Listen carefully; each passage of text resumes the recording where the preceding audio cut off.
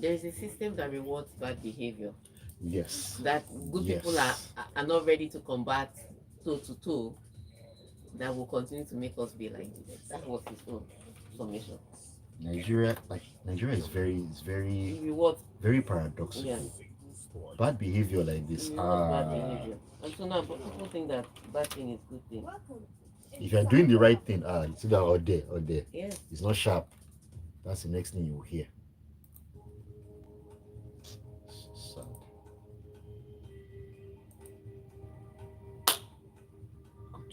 I don't even know what stories we're talking about today. The Lord is your shepherd, you shall not want.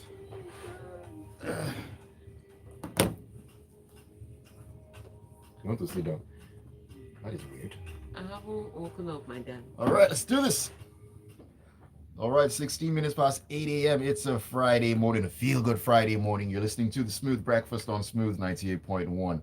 My name is Ayokunmi, and it's that time to take you into the world of sport. Monday, Wednesday, and Friday, 8:15.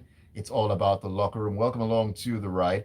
Great to have you on this morning. There's so much to get into, so much to talk about. Updates, news, information, and banter. The banter. I absolutely love it, even though most times I'm on the receiving end. But I have developed a dinosaur skin to it. I'll be fine. You will as well. Joining me this morning, as she always does, is the one and the only Tega. Tega, good morning to you. Welcome into the locker room. Good morning. I want to say thank God it's Friday, but it's been Yes, pretty no. much Friday for a while. All right. How was your week? My week was pretty interesting. Was a mixed bag for me. Mixed Yeah, bag for me. yeah. In between feeling 100% and I'm feeling yeah. down. Yeah. Well, welcome back. Welcome back. Thank you. Thank Yeah, you. I think it was a mixed bag for a lot of people. I mean, you could point to some high points and some low points. And in Nigerian football, there were certainly some low points and then some high points, and now we are in a confused point. So, I don't know if you saw it, but on social media, somebody spread the alleged final three of CAF Footballers of the Year. Turns out it was a fake list, and and everybody had carried it thinking that that was the genuine final three. But I mean, these things shouldn't be hard to substantiate now. Everybody had carried it, and so I don't know who. And you know how it is. Some people just put every calf logo on the thing, without using the calf media handle, so it looks genuine. So he puts on the calf background or people similar graphics that they use, and people just take it without second thought. I think somebody decided to go and check the CAF official media handle. That should have been the immediate thing to do. And it was just like, okay, so where did this list come out from? So interestingly, that was one of the low points. Again, it reminds you of how low journalism sometimes has sunk, because everybody now calls himself a journalist once he's in front of a camera. So we had those low points. We also had the Super Eagles come back to Nigeria after the drama. My goodness. So I'm one of those. I haven't said much on this thing on social media. I'm just waiting for CAF to decipher through the rubble and come out with a judgment. When I hear that judgment, I will know who got away with what, because I can almost guarantee you that somebody is getting away with something. Question is who? The question is who and what. What? All right. So those were the highs and lows in Nigeria, in sports, especially Nigerian sports. But this weekend we are back to where all of us are no longer united. Everybody's going to his father's house. Everybody is going back to their color. If you are red, be slash people. If you are blue, be sober. And if so we are going back, to the banter. We're united, won Nigeria before, now we're back to all the drama. Liverpool, Chelsea, a lot of matches going on this weekend. Right. Rome in Italy, it's Inter Milan, Roma. So some big matches all over the place. So we'll talk about all that and more on the locker room this morning. Before we do any talking, we've already seen your messages coming in, and we'll take them as they come. But first of all, Ayo, tell the rest of the people how they can be a part of the locker room. All right, we're looking for you to join us and be a part of the locker room by sending your messages into us on WhatsApp. 0809 is the WhatsApp number. You can also call us on the studio line at 0201 4489981. That is when we decide to open that, but just have the number down. It should be on your speed dial by now. And of course, we're streaming live on YouTube. You can catch us at Smooth 981 FM Lagos. All right, those are the ways you can join us on the locker room this morning. Uche and Awokoye, I see you. Welcome along to the show. Let's begin at the beginning. Let's talk about one of the highs for Nigerian football, and that has to do with the Flamingos. Now, they began their under 17 Women's World Cup campaign on an impressive note by beating New Zealand 4-1 on Wednesday night. Yes. So Wednesday night was a tough one. In fact, when I saw 3-0, I said, New Zealand will collect today. But it turns out second half was a better half for them. Or maybe Nigeria just took their foot off the pedal because when you're leading 3-0, it's football. Fair play. Score more. No, why do you want to make people cry? Be like Pep Guardiola. All right, so the Flamingos have started their journey with a victory, a 4-1 thrashing, of New Zealand. It was a good display, I would say. Good output. I know a lot of people have been talking about how the girls play. This is age grade football. The, the only thing they need to know is the basics for now. They're not going to play your fantastic tactical football as you know it. It's girls. I mean, I know it's called Under 20 Women's World Cup, but it's girls that are playing in this tournament. People should be calming down. Be calming down. A win all is right? a win. Yeah, it's a developmental stage. So you watch this team, and then you look at the girls that have you can see the raw talent, or you can see the ability to adapt technically, and those are the ones you promote. All right, that's why not every age grade footballer that won a medal at under 17 or under 20 went on to become a fantastic world-class footballer. So for now, Right. Some of the technical script people are marking, be coming down. This is not the place. All right. But brilliant start for the girls. 4-1. Let's see how they progress in this tournament, because sometimes you may start well and then meet tougher opposition and fall off. But let's see how they go. This was a good start. This was a great game. The girls were in high spirit. I think I know their media officer. I should get her on the show, so we'll talk about how the spirit is in camp. But beautiful start so far. Beautiful start so far. You know what they say? Sometimes you can have starting, but finishing. We finished 4 times. It's all I can say. All right, let's keep it going this morning on the locker room. Let's talk about Formula One here. The interesting things coming out of the Red Bull camp. They've confirmed that they have to make changes to their car as a result of discussions with the governing body, the FIA. All right, so Red Bull always has this, but again, this is one of those people that get away with stuff. Remember the other time that they went over the budget cap that they gave all constructors? I think it was 2 years ago, and then they won the championship, and there should have been dire consequences because of the reason they put that budget cap was to create fairness, and the alleged punishment for that was supposed to be points docking and all of that, just to deter people that overspent. They came out with some legalistic defense, and somehow they got a slap on their wrist. And this time around, there is so between the qualifying and the main race itself, you're not supposed to be able to change the flow of your car. Apparently, Red Bull has something in their garage, has a technology in their garage that they can swap that easily. Now, according to them, they claim that in as much as it is in the garage, you don't use it. I was like, liar. That's how we saw documents that we cannot now spread.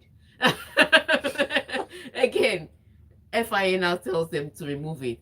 Again, the consequences that should be dire, they're getting away with a slap on the wrist. And it's ridiculous for me how Red Bull seems to be the one getting away with this. Of course, if you're a major constructor like that, you have other people that, when it gets into the discussion time, those guys will vote for you. Right. And so it's not like Red Bull is standing alone. Because even for Mercedes too, if Mercedes wants something to happen, they talk to the people that they give engine to, and so voting can go their way. So there's a lot of politicking involved. However, to see Red Bull blatantly flaunt rules time and time again. I mean, the first budget cap was just two months ago, and now this. Sorry, 2 years ago, and now this. It's almost like they don't get punished for what they do. So now they're going to get it out of their garage, but that's pretty and change the car, but that's pretty much it. Done. No consequences. But I want to see what will happen if a Haas did the same thing. This life is not balanced. It's not balanced. Fingers not equal. Animal Farm once again. I like that analogy. All right, let's get back into the world of football here. And of course, talk about the big one coming out of England. As that is Thomas Tuchel's appointment. Now, the FA's decision to appoint the German as head coach of the national team raises serious questions about English coaching. That's according to former England defender Gary Neville. I've come to the conclusion that there's a place where Nigeria picked up this behavior from. It's their colonial masters. I mean, they picked Thomas Tuchel as coach, and everybody shouting, "This is not the spirit of the national team." Where are all the English managers? Okay, let me mention all the English managers I know. Lampard, Gerrard, come on, Rooney. Where's the former Brighton manager? What's his name now? Graham Potter, yes. Eddie Howe, who is in Newcastle. I will not leave all the money for patriotism. I'm sorry. In fact, that's not even patriotism. I hate when people call that patriotism. It's just simple, common, basic knowledge. I won't leave. Yeah, it's simple economics. I won't leave my oil money for that. So, who exactly? How many coaches in the ilk of Thomas Tuchel? And Thomas Tuchel, I must say, is not the best German coach ever. That is true. But how many English coaches are in the same class? Take your time. Choose your words carefully. The question should be, how many English coaches are in the same school? So the noise we're making, that's not the spirit of, how can you not pick an English? There was drama, and then some people now try to play you know how some people like to play as if they're objective, but you can tell where they're leaning towards. They're like, for Thomas Tuchel to be chosen, he has to win the World Cup, because an English coach took us all the way to the final or semi-final. They didn't get to the final; they got to the semi-final. Yeah. So the Thomas Tuchel has to win the World Cup in order to show that he's better. No, he doesn't. He just needs to bring out his resume. You bring out your own. We know who is better. It's that simple. So all the hot takes I've seen from a lot of the English guys about this thing, it's been dramatic. It comes from somewhere. And so Stan Coleman was now saying something, alluding to the fact that, that coaching in England is so expensive that it will cost the average English coach to get the same coaching license other people get in Europe for, say, 2,000 euros for £12,000. I mean, it's actually a ridiculous gap. It's a ridiculous gap. So he's saying that if it costs that much to train coaches, you can understand why the likes of the Germans, the Spanish, the Italians are releasing coaches every other day. I'm also going to add that, the quality of football played in England is also part of it. But let it not be that I threw stones. Well, I mean, talking about throwing stones still into the mix. I mean, looking at the quality of football in England on one hand, also the fact that the last Englishman, not UK, Englishman to win the English League was Howard Wilkinson in 1992. Again, it's still the quality. When you think of the teams that have done well, when you think of the teams that have done well with English, maybe clubs or. They've all been foreign managers. It's foreign managers or their top players are foreigners. So they're bringing in the sauce, the extra spice, So it's something that the English need to look at. But they have to decide, do we want to win internationally or do we want to win with an Englishman? You decide quickly, because the next tournament is just right around the corner. Although, just to add a bit of banter before the break, looking at the World Cup, since 1930, all World Cup winning coaches have been from the same country. England will break the jinx.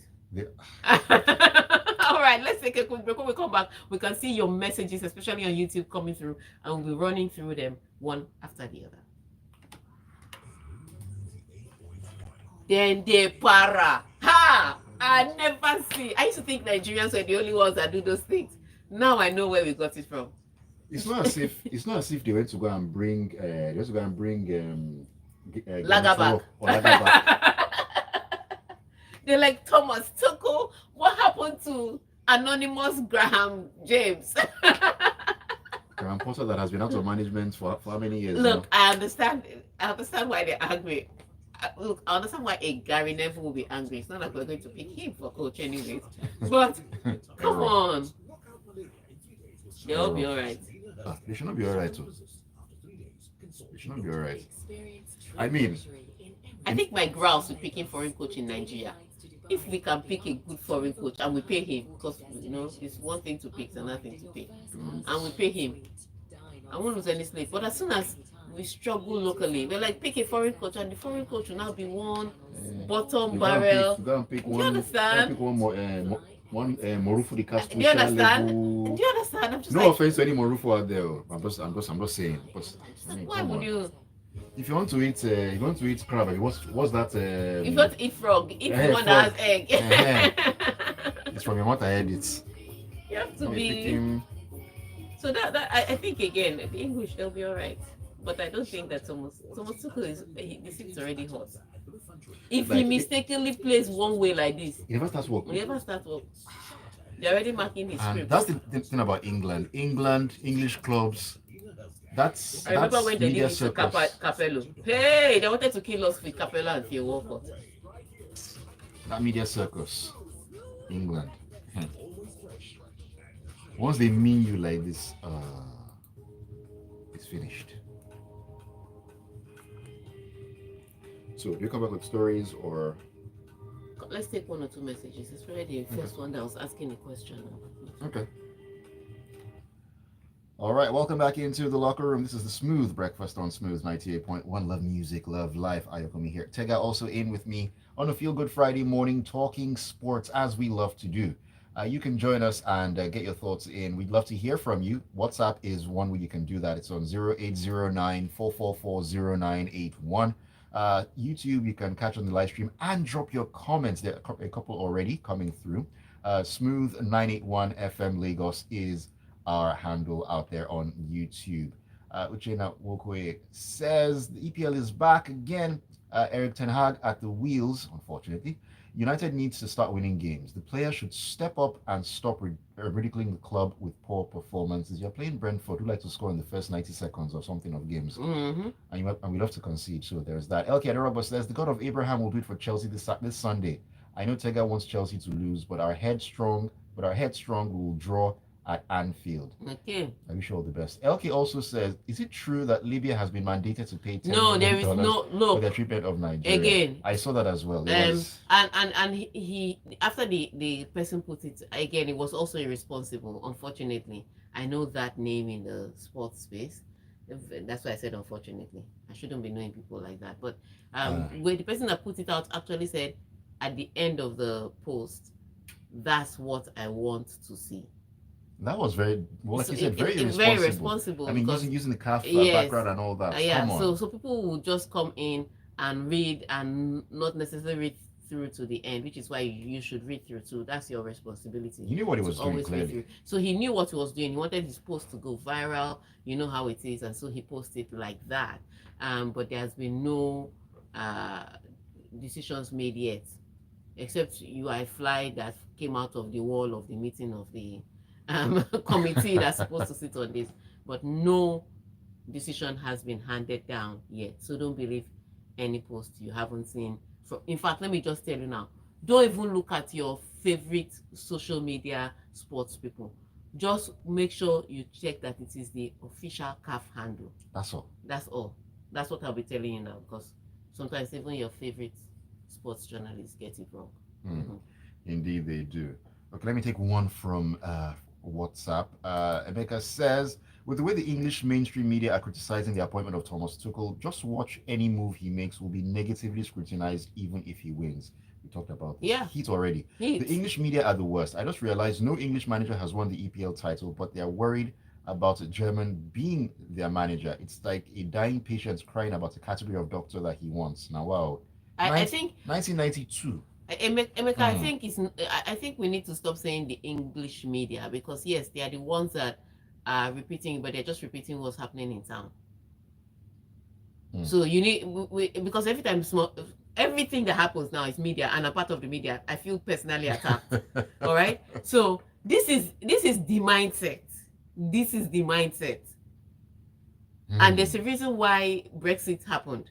This is part of the mindset. They came and said, "Oh, they're taking our jobs. They're doing jobs you were not willing to do." I mean, is that so hard to understand? Do you understand? So at the end of the day, it may be posted in the English media, but this is the pulse of most of the average men. All right. So let's not just put the English media. Let's just say the people. Yes. Umbrella. Anyways, let's talk about the EPL real quick because it's going to be a bumper weekend. Liverpool manager Ancelotti has enjoyed a record-breaking start to his tenure at Anfield, but has been measured in his response as he says they have yet to face a top side. Ah, And they've already remember when they lost to Nottingham Forest. it's not even that they've played Man United this season, you know. And no, they said top side. What's wrong with you? Ah, You didn't know that you were not a top slot. side. You didn't know you Okay, were not a top side. I'll leave that one in the corner. Although that is all about to change with the visit of informed Chelsea. Tega, take it, Look, please. he was talking I'm about angry. current. He was talking about current form, not about historic Ah, titles. I get that before, no be property. Manchester United is not a top side. hmm. Okay, now you can drink water. Should I buy you something else to drink? But yes, Carry on, carry on. all right. So he's right.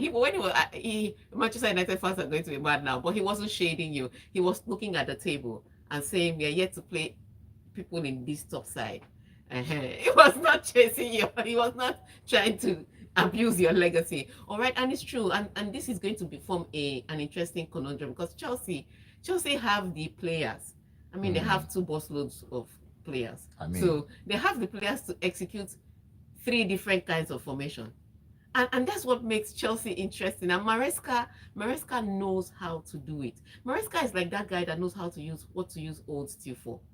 Yes, you can use the old stew to make all this what's the funky egusi soup where they put tomato in it, and then you can use the old stew to make jollof, hmm, or you can use the old stew to eat ewedu and stew. versatility. Do you understand? Maresca is that guy. He has versatility. Hmm.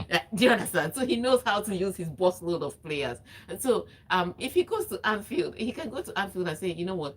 We are going to play our football and they're going to come out attacking. And you know they can stretch because of the wingers and the players that they have. They Right. can stretch defenses. They can expand the pitch. Or he can say, you know what? We are at Anfield and we are away. Let's play with caution. And they can sit deep. He has the team to do that, and so it's going to boil down to what he thinks is going to happen. The good news for him is that everybody is coming from the international break, and so because when, like I said, when players come from the international break, anything you see, you take You it, take it. because some of them will still be trying to readapt from playing for their national team because sometimes it's like a completely different sport to playing in your club team. Sometimes it's that people come in with fatigue and all of that. So all that drama coaches deal with, and so it puts both teams on level ground. Chelsea will also be excited by the fact that Nottingham Forest won here and won against Liverpool. They'll also be excited by the fact that they have the strength in depth to change things up on Liverpool. So it's going to be an interesting one to see, and I like the way he has tempered his and Slot has tempered his position on the top of the table, the form of his team, with some common sense, looking at the team that Chelsea is. Because Chelsea is not the same team from last season. Now the players are beginning to deliver exciting football and results. And so it's going to be an interesting one Sunday evening when Chelsea meet up with Liverpool. Because if you're neutral, get your popcorn ready. If you're a Liverpool or Chelsea fan, get your high blood pressure monitor ready. All right, still talking about pressure because one man who's feeling the pressure is Eric Ten Hag. Now, Brentford manager Thomas Frank insists that Ten Hag has endured too much criticism as he prepares to pile more pressure on the Manchester United boss this weekend. I mean, how can you say two different things in the same sentence? I would say this. He's saying What was that that? no, he's saying that he faces pressure from outside, but I don't have any choice but to bring my own pressure because me too.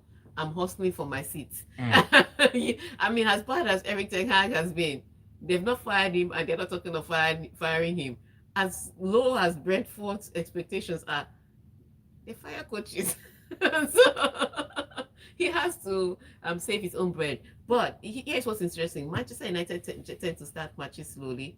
Brentford tend to start matches very fast. I So mean, if you're thinking of a lethal combination, that is it. it's a setup. They score goals in literally the first minute of the game. Meanwhile, Manchester United is still trying to arrange their socks, their boots. They're still in the dressing In room. fact, they're still in the dressing room most of the time. So it's going to be an interesting one to see how Brentford start their match against Manchester United. And I do agree, Manchester United are not the big team that they used to be, the team that won all those titles under Sir Alex Ferguson.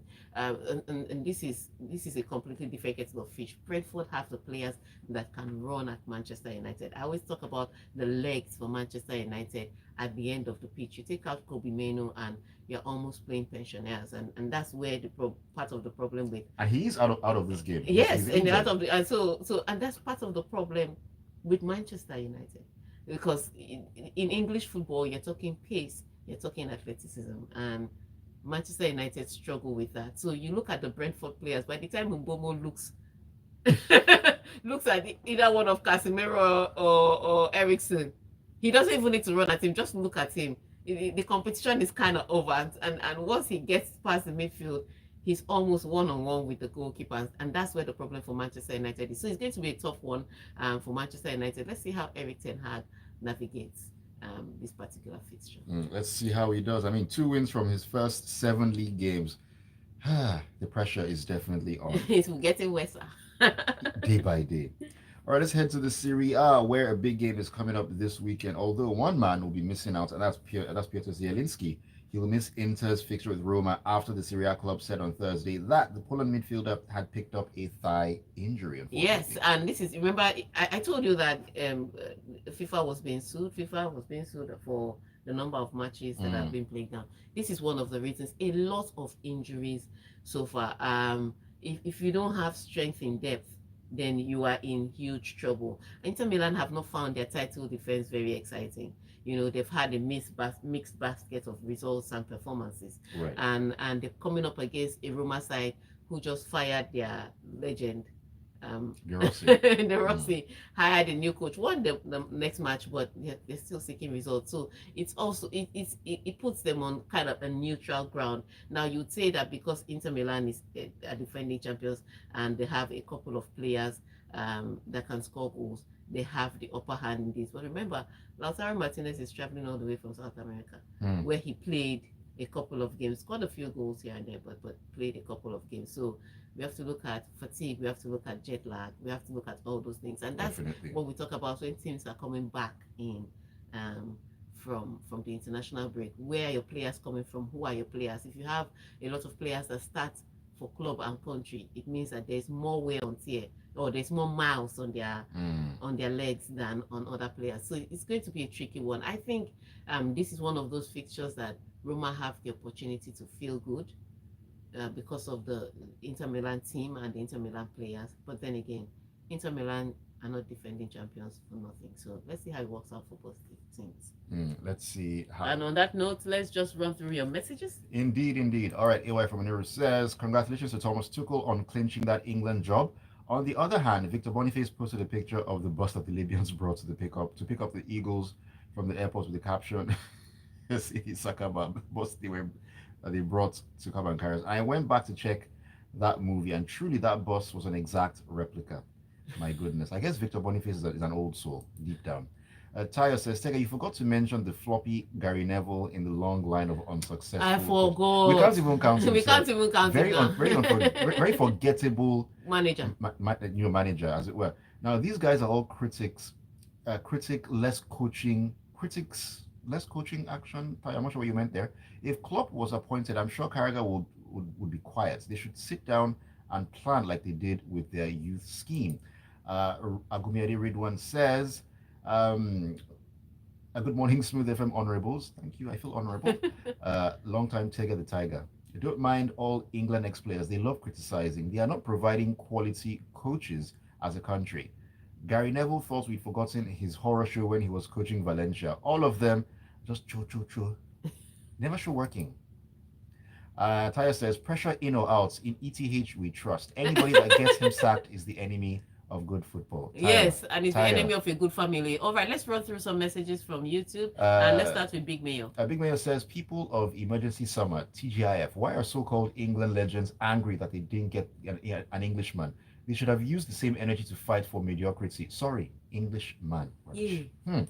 He further says, even almighty Brazil were at the time toasting an Italian. Their pride is the reason why they're the only ones coming home. And El Kadirogba says, the English media and pundits have always been the downfall of the English team. The Three Lions need a trophy so bad, and Tuchel is good at winning trophies. All right, and let's just round up a message with Benga here. Benga says, good morning, great team. You always make my day worthwhile. Thank you very much. Libya FA is really terrible to have treated us like that. Guess what? Happy our guys didn't eat their food.